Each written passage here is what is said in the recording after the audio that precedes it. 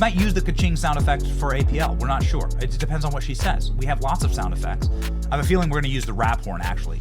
It's probably more likely to use the rap horn. There we go. Okay, we'll see. All right. APL, what's up? Congratulations on Doge cuts being passed in Congress. That was barely, but we got it done. Yeah. That's wild. Why would Republicans vote against that? It's interesting. I said the same thing when Republicans did not want to bring Merrick Garland in for defying subpoenas, even after Steve Bannon had gotten so badly ruled by the Democrats. So there are a couple of people that ended up changing their votes to actually do the right thing and save us money, but there were a few that chose not to, and those are also some of the few that protected Garland. So interesting how that works out. Wow. Okay. So it's like a fifth column inside of the Republican Party. Yeah. Well, I mean, again, I just don't. Can somebody please explain to me why? I mean, I don't want to belabor this, but because there's too much to talk about. But like, why fund NPR? And where is the moral justification for any Republican to tell their constituents, "I want more NPR"? I think the bigger problem here is why would you have Republicans that got elected only because of President Trump tell their constituents that they're going to come up here, change, and then turn around and not just knife their constituents in the back, the American people, but also the president. So look, people are worried about getting reelected, but I also think for people that are no longer seeking office, that I think they might be incentivized to go work for some of these corporations and companies. And so if they vote against it, they say, oh, look, here, this might be a business opportunity. There's a big problem with that. We have a lot of people that are incentivized to go make money outside of Congress. And obviously, as a result of their connections being here, sometimes they end up leaving in the middle of Congress. That actually happened in the 118th. So it's definitely an internal problem. But what I would tell you, Benny, is that I think you're seeing the number that are going to continue to vote down these Doge cuts. I think that we will still pass them, but it is going to be by, in some cases, 1, 2, 3 votes. Okay, so you're telling me that the newest ASMR NPR show will be Mike Turner from Ohio in American Heartland. Mike Turner's American Heartland in NPR. He got himself a retirement job with his humiliating vote. What a disgrace. Okay, fine. But I'm glad it passed. Whatever. Glad it passed. Whatever. Yeah, you're a veteran. You clearly do not want Americans embroiled in further war. Just want to get your quick take on the news of the day here when it comes to the striking of Iran. We've covered it extensively on the show, the precision strikes, and then the take on it. President Trump really well. How did this all gamify? How did it all work? Well, what I can tell you is Trump actually just put out another statement this morning affirming the U.S.'s position. And then also the one thing that I appreciate about not just the president, but the Secretary of State is that they have been very vocal about do not touch a hair on the head of our U.S. service members anywhere in the world. And the reason I emphasize that is because as you're seeing, Benny, there are a lot of people that were pushing, not just for what's happening right now, but also in Ukraine, et cetera, pushing for kinetic engagement that would result in us deploying troops. What I can tell you is that President Trump has always led, and I don't think that his position has changed in leading peace through strength, but also to, obviously, we support our allies. And so what I will tell you is I firmly back the administration and their position. I think it's smart.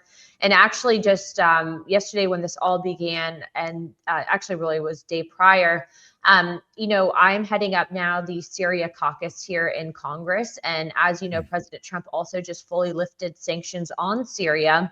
And what's been interesting is Syria historically, obviously being so close to Israel, never previously had a leadership or president that actually had supported the Israeli state until now. And so I won't get ahead of Israel or the Syrian government, but I think that you'll see that the Syrian government's going to come out in support of the Abraham Accords.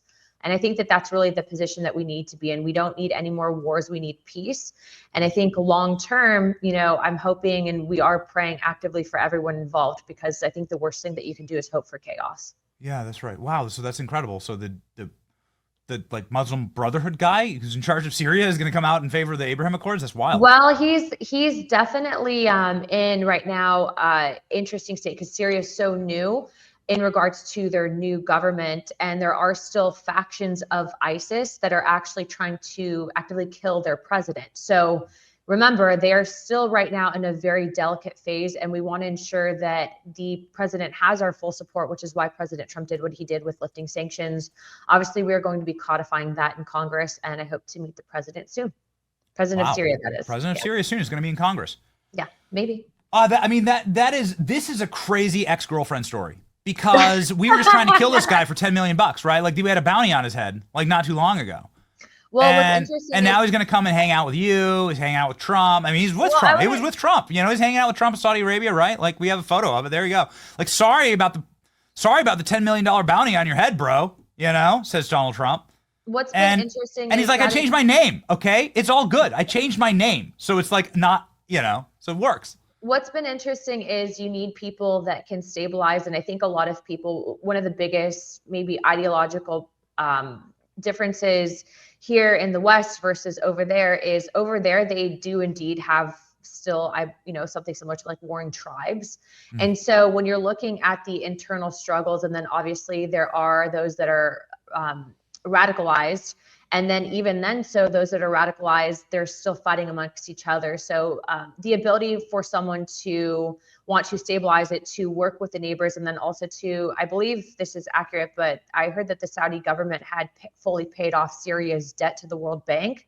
So they genuinely have a fresh start here, but that's not going to continue if we cannot give them the tools that they need to actually have a stabilized economy. So, from a geopolitical perspective, from a peace perspective, we want to ensure that right now, in its infant stages as a new country, even though Syria is so old and has such historical significance, even back into biblical times, that we are doing what we can right now to ensure that those people that want peace and want to actually support peace on the world stage can actually be given a shot at that. And he's right now the guy.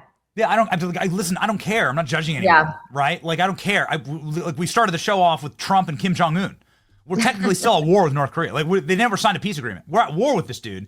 And my favorite thing that Trump's ever done is walk into the DMZ. It's my favorite thing he's ever done. There's a Nobel Peace Prize for that. Yeah, that's right. So I just this is the world I want. This is America first. What this we is my voted for. Yeah. Yes, that's exactly right. Okay.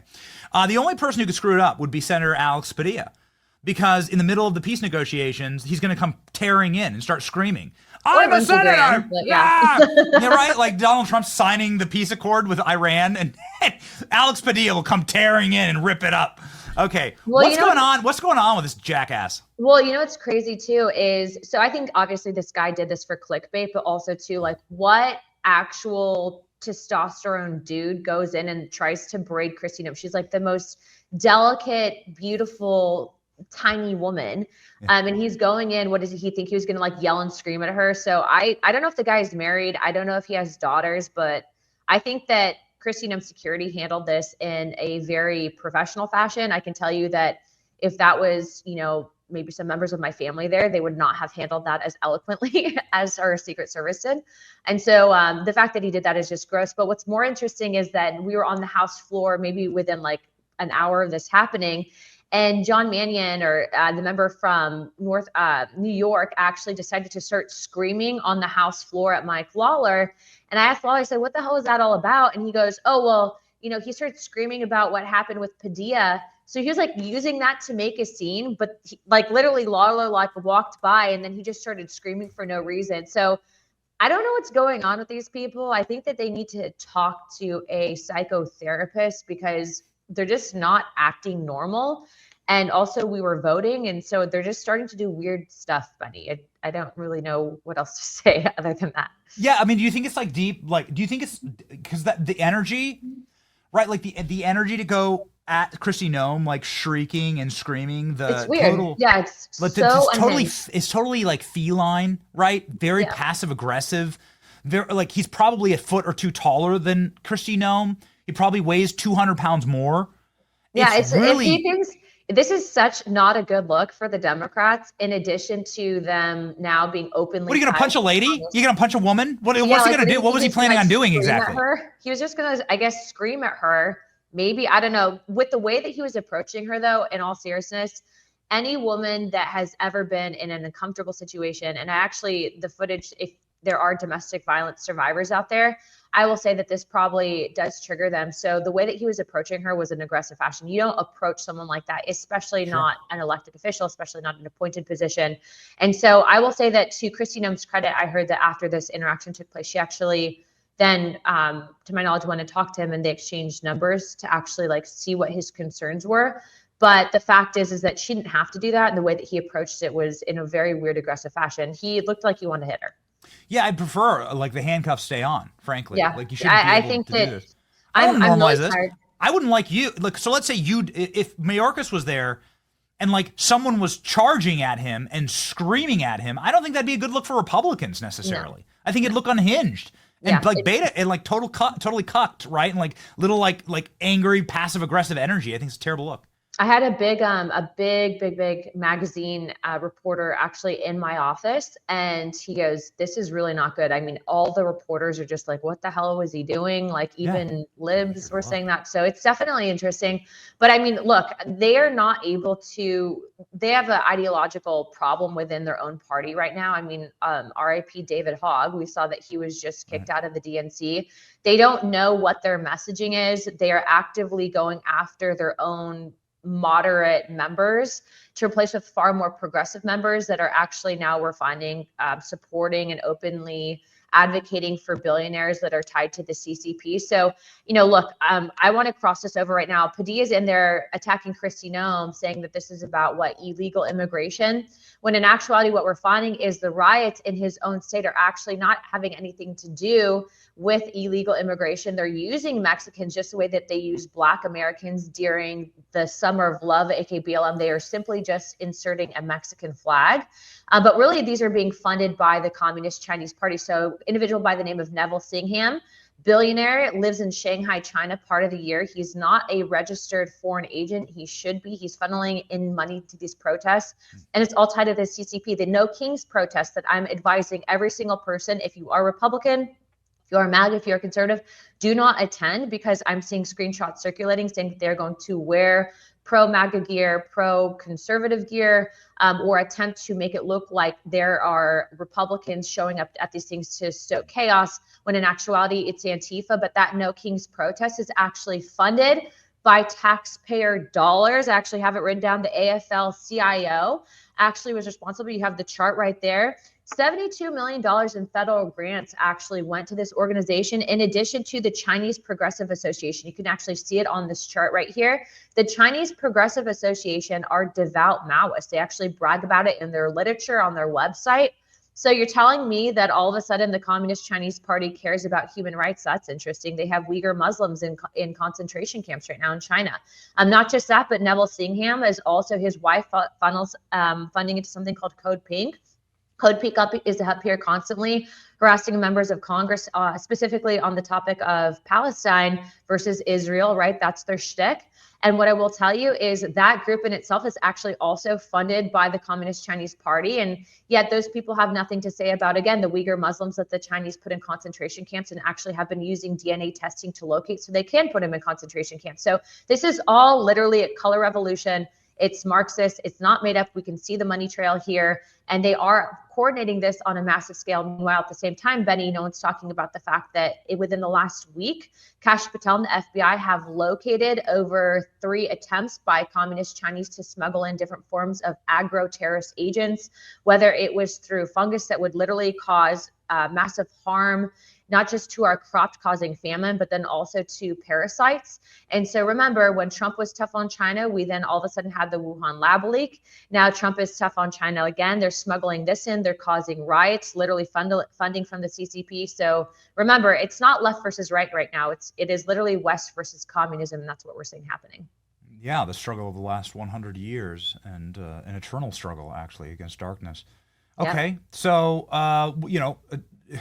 what are we doing about it is the question. Ask me what we're doing about it. Okay. Yeah, because this is like alarming, right? Like, I'm like, okay, so if you are actually able to name the person, when do the shackles come out? Because we've heard Hawley banging the drums, So about Hawley this. posted.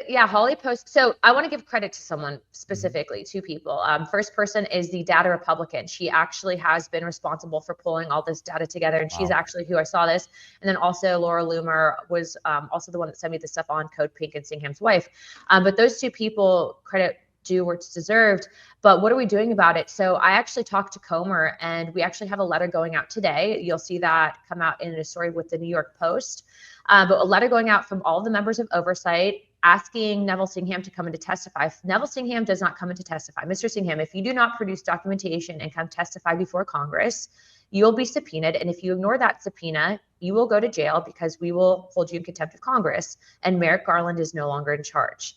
So we are going to ask for financials, and we are also going to be asking him to testify.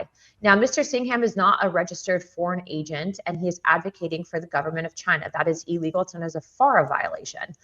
So as of right now, we will call him to testify. You'll see that date notice, and the process will play out. But he's not the only person that I've asked Comer to bring in to testify. I've also asked him to call in George Soros. Soros is an interesting twist in this because you have Neville Singham, who is a open Marxist, pro-China, and then you have Soros, who's an open globalist. Both end objectives are to take down the West and to fight what President Trump is doing, because he is literally the person standing in the way of that.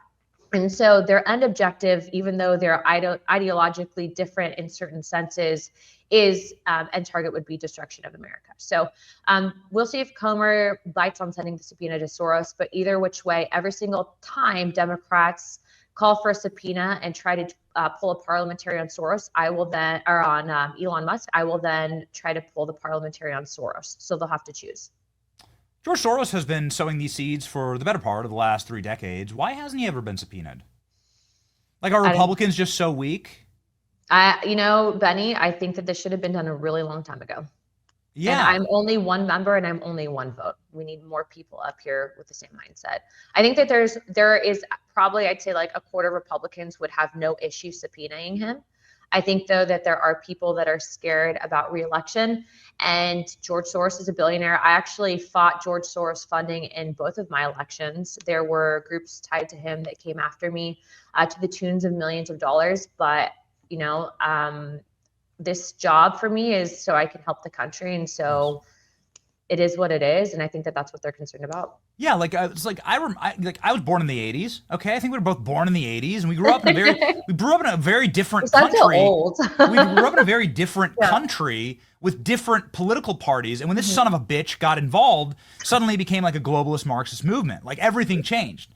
Well, everything changed radically and horribly for the worse. It used to be like we agreed on a lot of stuff, actually. Here's a number that you should be telling people about. $270 million went from USAID funding to various Soros-controlled NGOs.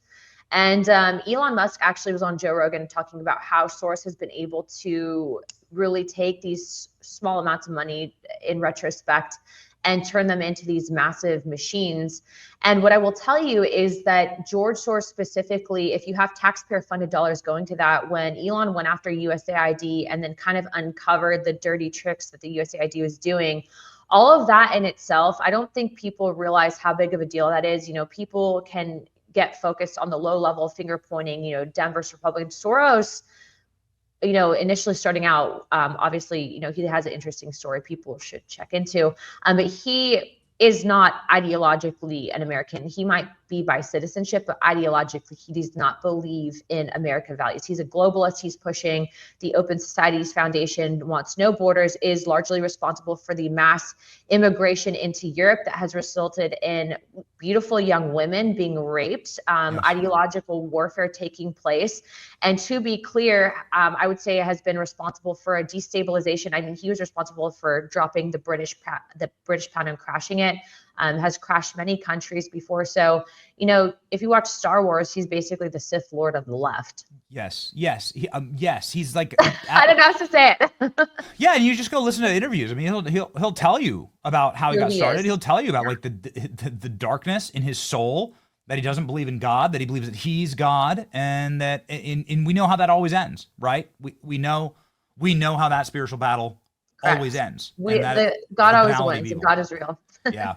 Okay, so good. It'd be nice to see a little smiting, Congresswoman. So tell it to me plainly. Will George Soros get subpoenaed by this Congress finally? It's up to Comer. Okay. And I think that people should let Comer know how supportive they are of him for that if he does it. Okay. Our team has found a remarkable photo here that actually proves your point. It's really something, and we're just working quickly here. But wow, I mean, you could almost like do the character actors. I mean, you could. We need to cue the Star Wars music. Yeah, that's right. Like, yeah, did we have the Imperial March? Like the makeup's even the same. George Soros is. It's kind of weird. You look at all these people. the guy who runs we used to run the World Economic Forum that just stood down. Yeah. I mean, they're all they look spooky. Klaus Schwab. Yeah, they're all spooky looking. We will control the future. You will have nothing and love it. Yeah, well, man. Excuse me, I'm sorry, I didn't hear you. Yeah, it'd be really nice. Okay, just really quickly here, back to your chamber. Okay, so we've talked about the Senate, to your chamber.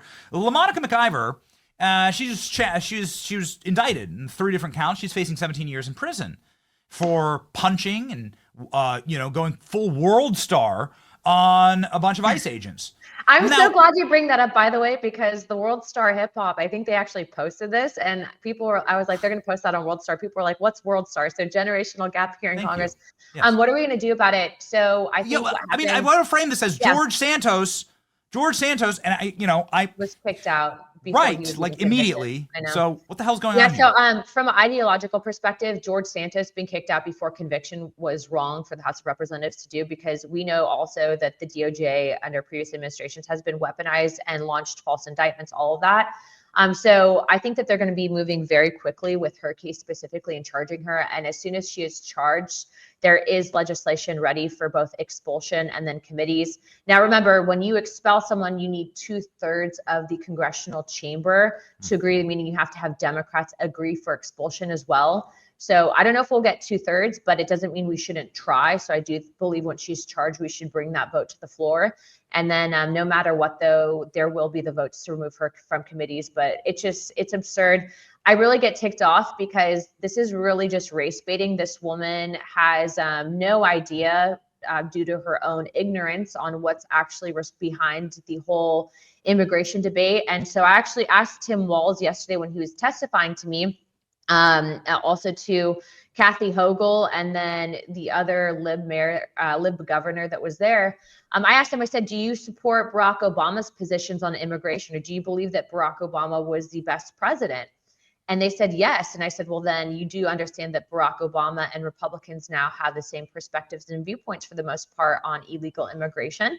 And also that Barack Obama was noted as the deporter in chief. So when you're talking about rights now, why all of a sudden now? And it's because it's political. These people are using Mexican Americans because Mexican Americans are the largest voting minority in the country, trying to win back the Democrat vote because they lost so poorly in the 2024 election cycle with President Trump sweeping that vote. They're trying to angle back into that corner.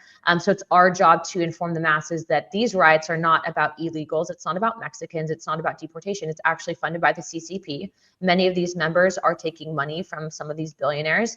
They complain about billionaire oligarchs, and here they are taking money from them. So you're telling me that we're going to have to wait for a guilty conviction for LaMonica McIver to get kicked out? Unfortunately, yes. Okay. However, at least there's a plan. At least there's a plan. Yeah, okay, I think though, however, even though we have the body cam footage, for precedence, because remember, we're going to do it. I didn't agree with what happened with Santos, and I actually, because of that reason, did not vote for his expulsion because he was not found guilty in court. So I think the precedence is important. But I do think that they are going to move quickly, and they will likely charge her and sentence her. Alina Habba is a pit bull. She's not playing games. Like, we love Alina. So I think that they're going to move very, very quickly with this. But what I will tell you is, as soon as that conviction is there, then she will be dealt with from a parliamentary and congressional perspective. But ultimately, her voters need to not send her back, because that's just embarrassing. It's gross.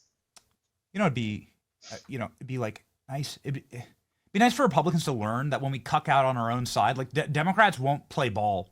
Every Democrat, not a single Democrat will vote to kick her out.